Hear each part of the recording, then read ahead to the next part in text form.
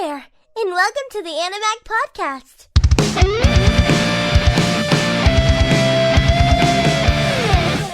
Hey, what is up, everybody? Welcome back to Animag, the #1 anime podcast on the planet that's guaranteed to come straight from Earth, baby. I'm your host, Asylum, sitting here with Domicus. And boy, oh boy, does it feel good to be back. It does. It's been a while. For the listener, we literally had no time off because we did upload last week. But for us, we had somewhat of a small break in between all this. And we enjoyed a con. We put the con episode out. But it's good to be back doing a show, you know? Yeah, until we gotta go to December to another con. Yeah, that's gonna be a thing because we'll probably still be working on this season while we're doing that con. So that tends to get a bit hectic, but we do it all for you guys. Do it all. So we are talking none other than finally Chainsaw Man, baby. Woo! And here's the thing, okay? There is a thing with this. Domicus and I kind of did fuck ourselves. No, we did. I fucked myself. I could fucked stop myself. where I'm at and just, let the show take into it, but we bought the mangas. I'll just tell y'all. We bought the mangas. Domicus read through all the way, finished book 11, and I'm currently on book 7, and I do have plans to read to 11. And that is gonna make doing this season very hard for us, because there's certain things that I'm gonna want to say that we can't say because it's too big of a spoiler, you know? Well, the plan was just to read one book, but it was just so goddamn interesting. Yes, you can't. As soon as you finish chapter 1, it's like, all right, I'll dive in a little deeper. For me, I got to book 5. I read to the middle of that and I'm like, damn, this is pretty good. Put it down for a couple days. I came back later, finished the back end of book 5 and I'm like, fuck. Jumped into 6, read the entire number 6 and dove into 7. That's where it really kicked off for me. I don't want to say too much because that's definitely major spoilers if I start saying what happened in book 6. But just know, for me personally, y'all know I like that romance shit. That was the book that kind of did some shit for me. I just needed to point that out. We did read the manga. Might have been a bad idea, but as soon as I saw Thomicus go and buy the whole collection, I was like, man, you know what? I don't have a good manga that I plan on collecting through. Let me just start the Chainsaw Mans. Yeah. All right. So here we go. We open the show with, I'm assuming it was Denji, and he's walking and he's breathing really heavy, kind of sounding like he was jerking off in a way. I was getting pretty concerned that my roommate was going to come knock on the door and ask if I was watching hentai again, when I was very well not watching hentai that one time I was just watching Food Wars. So yeah, it's Denji. He's walking up to a door. He's breathing really heavy. And this will come back into play a couple of more times way later in the show. But just remember this. Denji is our main character. So as he wakes up, he heads to work, quote unquote. And on his way there, we learn that he has sold his kidney, an eye, and one of his testicles. And he has done all this to try and lessen the debt that he is in with the Yakuza. He owes the Yakuza like 38 million yen. And to also help, he cuts down trees with his dog, Pochita, and he ends up killing devils with Pochita. This is what he does to try and make money. Now, Pochita is the cutest thing that I've ever seen in any anime. He's a little he's a little orange dog. He's got a little chainsaw coming out of his head. If you don't like this dog, get out of here. Cause Come on, man. There was a plushie of Pochita. yeah, but it wasn't a good plushie. I would have bought it if it was a good one. God damn it. There's questions I want to ask you right now about him, but I can't because it's gonna spoil it for everyone else. Oh, yeah. It would probably be a spoiler. 100% what I want to ask. Typically, he says that devils' bodies are worth about 300,000. And here is where we see the first devil of the show. It's the Tomato Devil. So I know that some of these names are going to sound really corny, but despite their names being shit, they do look really cool. They kind of have like a Junji Ito feel to them. So really gory, and I don't know, they did a really good job with the devils. Yeah, with the gore and plus with the animations that they went and the color for the show. I really enjoyed that. That is one thing where like reading it is one thing, but when the show started, the style and just the way that they do the animations is freaking amazing. It's like weird, but it's actually suits the anime. It's like a dark tone, and you don't want nothing colorful. You don't want it to pop too hard, but they did it really good with the show considering that it's gonna be a gore show, you know? Yeah. And like we said, there's just the animation style. It had that feel for me like when I first watched Initial D, because you're not used to seeing cars be in anime and be the focal point. So when the camera turns, but like the world turns with it, you see a couple shots where Denji's running in this episode and he turns, but the camera does like a pan. I don't know. It just makes it feel like it's not 2D. You know what I'm saying? Yeah, mainly leaning more to CGI, right? It's just a little more technical than what we're used to. And I pray that the anime scene adapts that style a little more with other stuff, because once you get used to watching shows like that, you don't want to go back to the old flat 2D anime style. Like, I'm juggling this now that I'm watching this, and then I'm watching Komi Can't Communicate, and the two differences between those shows, it hurts my eyes to almost see. Come on, man. So after we see the Tomato Devil, boom, the intro rolls. And the intro song is pretty decent. It could have been a little bit better, but I'm positive that it's gonna grow on me. It's one of those songs that, like, I feel it. I felt it too. It's gonna definitely be one that I'll be singing probably within the next 4 episodes whenever you see me at work. Yeah, it was like, I thought it was gonna be heavy metal. Same. I didn't expect it to be what it is. I don't know. It's not the worst I've ever heard. It's also not the best. But it's gonna grow. It will grow. It'll probably end up being like a solid 7 or an 8 for me on the intro song rating. So it's gonna keep on going up. It's gonna keep on going up. It ends up being a 10. I don't think it'll end up being a 10. No way. I don't know. Anime songs, like outros and intros, you find like, oh, it's not that great. But then like, as you continue, they do grow. I did notice that, like, intros for animes and shit, I'll hear it the first time, I'll be like, yeah, whatever. And then like 2 weeks later, I'm like just humming it, singing it. So maybe, we never know. So after the intro opens to Denji, he's pulling out Pochita's saw from the devil that he just defeated. It was the Tomato Devil, like I said. The leader of the Yakuza comes up and he's like, good work. That's gonna get you about 400,000. And Denji lights up. The Yaku guy says, well, after that, you owe, and the interest, that leaves you with about 170,000. And then after the finder's fee and the admin fees, management cost, and so on, you're left with about 70K. So this man's getting fucked. Yeah, he's getting completely fucked, dude. And he's walking home from work and he's thinking about the money, and he realizes that after all his other personal bills, he's only left with roughly 1,800 yen that will have to last him and Pochita for a month. So immediately they show us that our main character is extremely poor, and obviously because he is in so much debt to the Yakuza. And we slightly get to learn right here that it's not his own debt that he's in and he's trying to pay off, but it was his dad's. And they're going to get a little bit more into detail later on in this episode with that, but they just give us a little sneak peek. He's not paying off his own debt, it's his dad's. We wind up seeing just how hard up for money he is, as one of the Yakuza guys offers him 100 yen to eat a lit cigarette. And he does, he puts it in his mouth. Like, bro, are you that hard up for money? 100 yen is like $1. It's not even $1. Well, did you see what he has to eat like every day? Bread, because he's so poor. Yeah. I mean, it's better than a lit cigarette.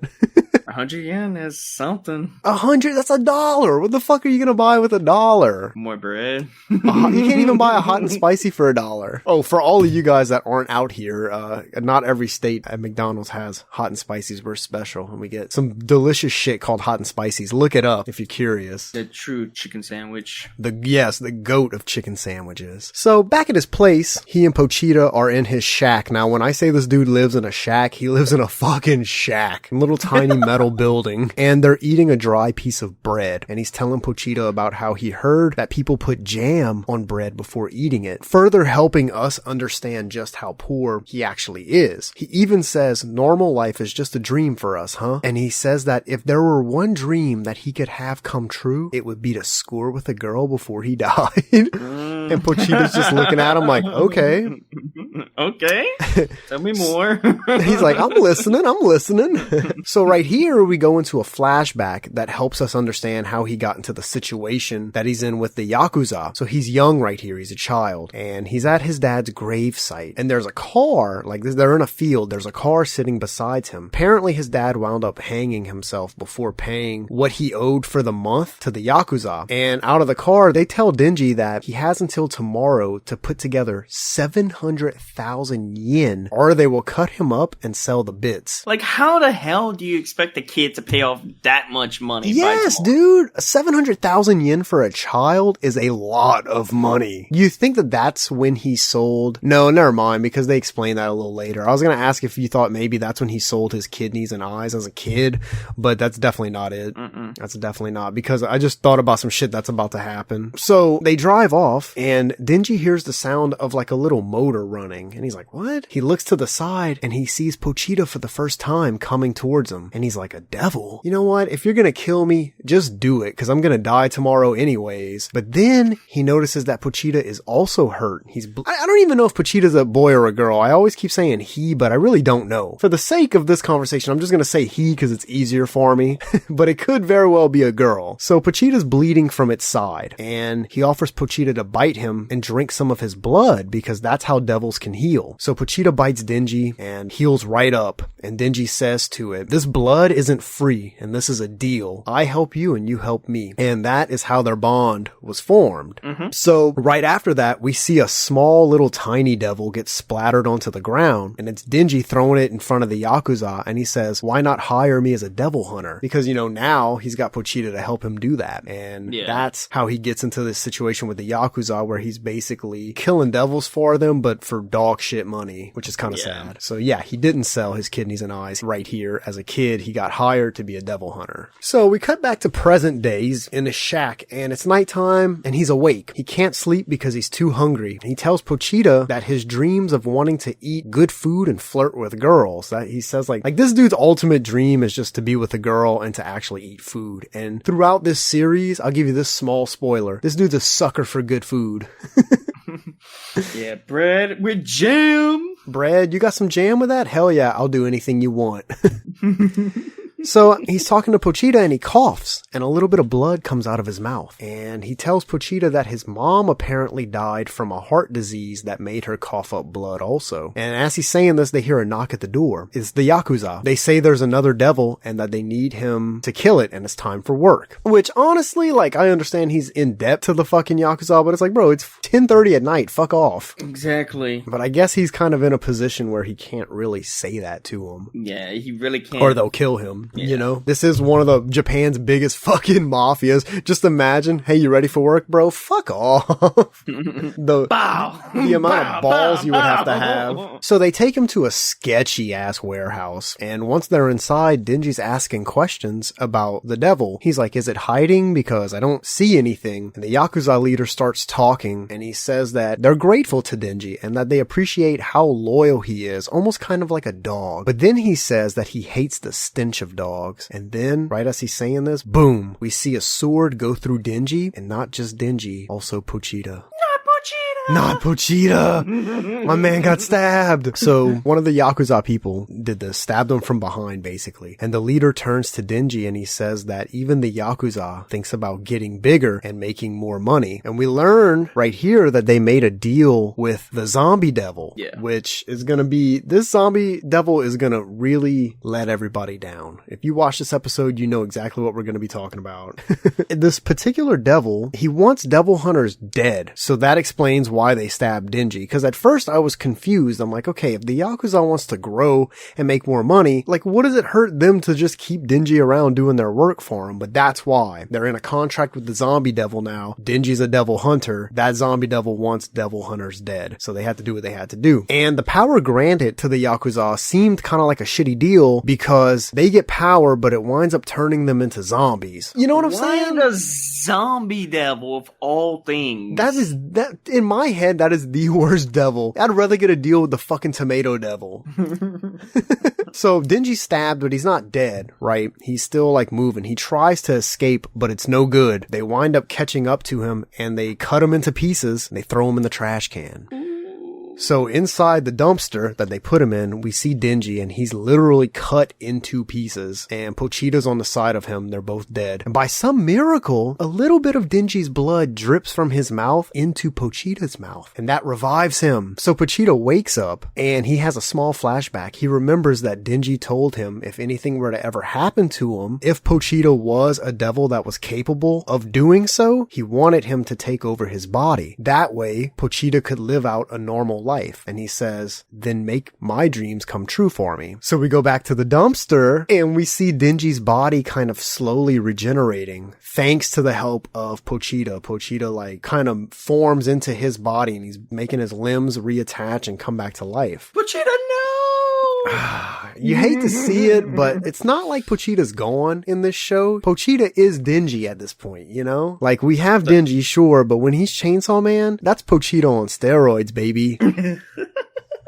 So Denji, he wakes up and right here it's kind of like a hallucination, but it's him and Pochita having a small moment. And Pochita starts talking. Pochita says, I've always loved hearing you talk about your dreams. So here's the deal that I'll give you. I'll give you my heart, but in exchange, I want you to show me your dream. And I wonder if he's talking about the dream that Denji said he wanted to hook up with a girl before he died.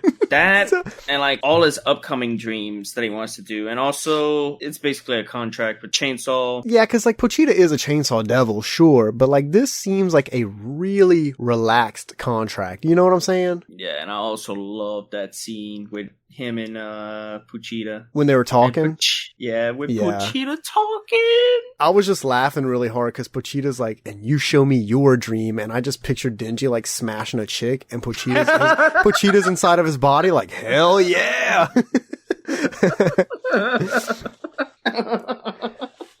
So we're going to get to some action here, finally. Denji comes out of the dumpster and he realizes that he's not hurt. But right here is kind of sad. He looks down and he notices Pochita's tail sticking out of his chest. This made me really sad because he's like, oh no, Pochita. Oh no. Once he steps out of the dumpster, the zombie devil is in shock and the zombie devil orders all of the Yakuza, who are now his slaves basically, after Denji. And Denji pulls the tail on his chest, but before he could morph, all the zombies get on top of him and they're biting him and shit. They're just a little too fast. But as they're gnawing at him and shit, we hear a motor and boom, out pops the Chainsaw Man and he goes wild, literally cutting everyone into pieces, including the zombie devil. Just slices this dude like it's no problem at all, which is the problem that we both, Thomicus and I, had with the zombie devil. They just didn't make him tough enough. I want to say maybe the zombie devil is probably like the lowest ranking of the devils.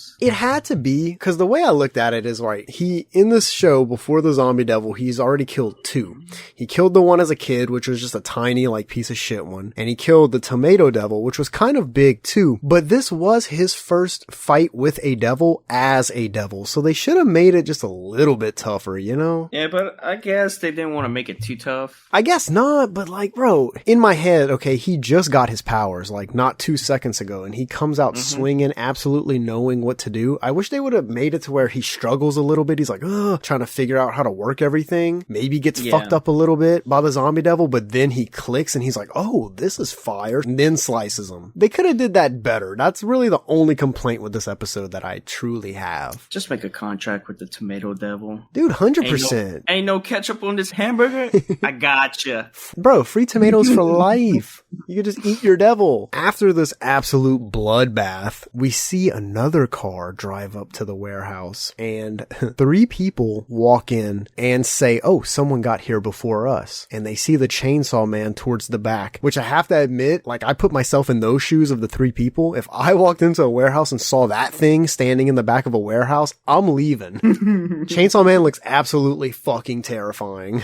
Out of the 3 people, the lady walks up to him. I can't say too much about her because we'll give spoilers, but just know, the queen. She says, you have a strange smell, not like a human or a devil. And he lifts his head and he's like, ooh, hug me. And he kind of starts to fall over and she winds up catching him and she does hug him, which is kind of weird to me. Why would you just hug this guy with a chainsaw head? But okay. During the hug, his chainsaw head and his chainsaw arms, they melt off. And she goes, oh, he's human. So she tells him that she's a devil hunter with the public safety. And there's 2 options presented to him. Either get killed like a devil, she says, or I'll keep you as a human. I'll feed you and I'll make sure you're taken care of. Obviously, the thought of food entices Denji, and he's like, so what's for breakfast? She starts listing off a bunch of foods, and he's like, oh, fuck yeah, that sounds awesome. And then bam, credit roll. We all know it wasn't just a food. No, she's hot, bro. This lady is pretty hot. I'm gonna say her name. I don't think that spoils too much. Makima. Makima, I call him Maki for sure. Maki. It took me a while to remember her name. They didn't say it in this episode, if you guys are wondering, but like I said, we read the mangas. So when I was doing the notes for this, I was typing and I'm like, and then Makima walked in, and I'm like, oh wait.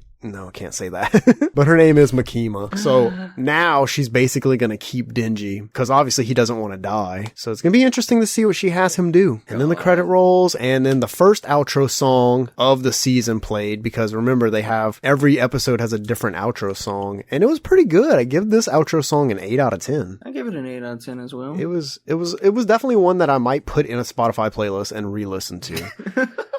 So, and that's pretty much the episode, man. I'll say that aside from the one issue I had with the zombie devil, this was almost a perfect episode. For me, it could have been like an 8 out of 10 because of the zombie thing. But then, like, after he fought the zombie devil, I thought the zombies around the zombie devil would disintegrate. No, they were still there. Well, so I mean, he had to that makes sense, though. Them. That makes sense because they're still people. They're just zombie people. Just because their leader dies doesn't mean they'll die. True. What was interesting about that, like him killing all the zombies after the devil, was all of those zombies were the Yakuza. So he basically took care of his problem.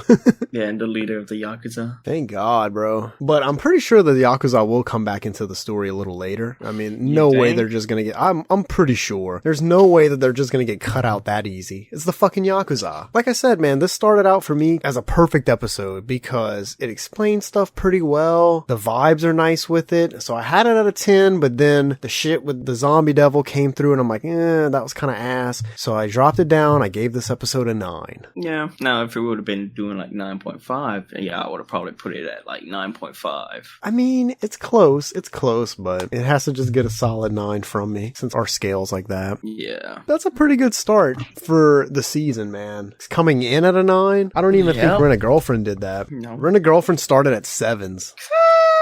And here we are on Chainsaw Man, literally episode 1 coming out blazing with a 9 from each of us. Yeah, we already know it's gonna keep on going like that, probably. Yeah, because I will say, just looking at it from the manga and looking at it like this, it is definitely picture for picture and basically word for word. The only difference, like I said earlier when we were talking, is like watching it in the show, sometimes you can see shit that you may have like overread in the book or just didn't catch. And of course the color palettes are nice, and just hearing them do the voices instead of me do the voices in my head. Pretty cool. In a way, we fucked ourselves, but also we kind of didn't. Yeah, just fucking picturing you reading Maki's parts. Bro, the queen. U.S. Denji, what's to eat? So, what's for breakfast? She's like pancakes, bananas, coffee. This bitch said salad for breakfast. When It's Asylum went to sleep that night, he dreamt about that. Bro, what you mean? Makima's my fucking wallpaper on my phone. The queen. Chizuru, take a seat, little lady.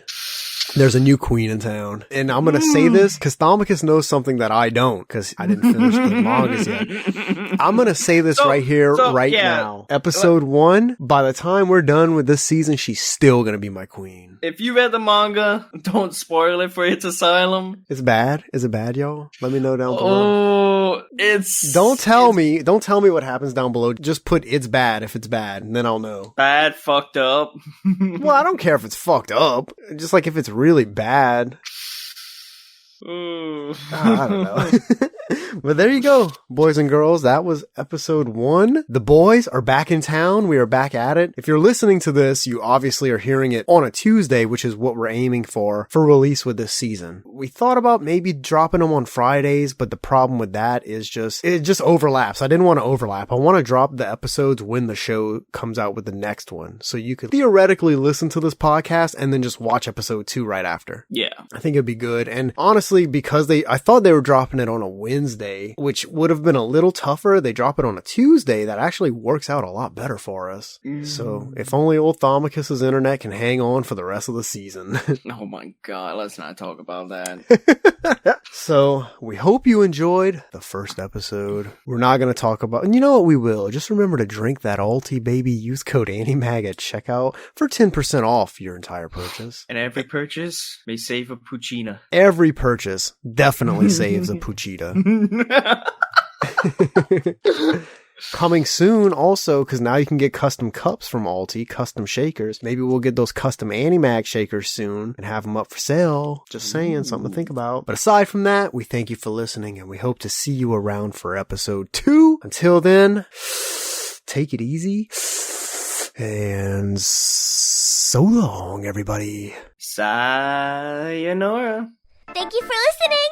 Be sure to visit our website at www.animag.org. See you next time.